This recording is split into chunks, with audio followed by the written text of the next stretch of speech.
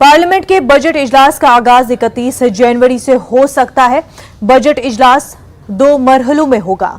जराये के मुताबिक पहला मरहला 31 से 11 फरवरी तक, जबकि दूसरा मरहला 4 मार्च से 8 फरवरी तक जारी रहेगा। जराये के मुताबिक 1 फरवरी को आम बजट पेश किया जाएगा।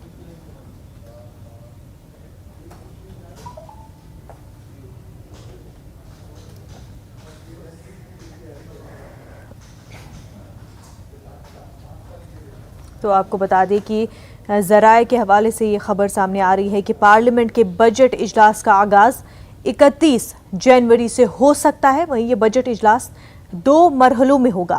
पहला मरहला 31 जनवरी से 11 फरवरी तक, जबकि दूसरा मरहला 4 मार्च से 8 फरवरी तक जारी रहेगा।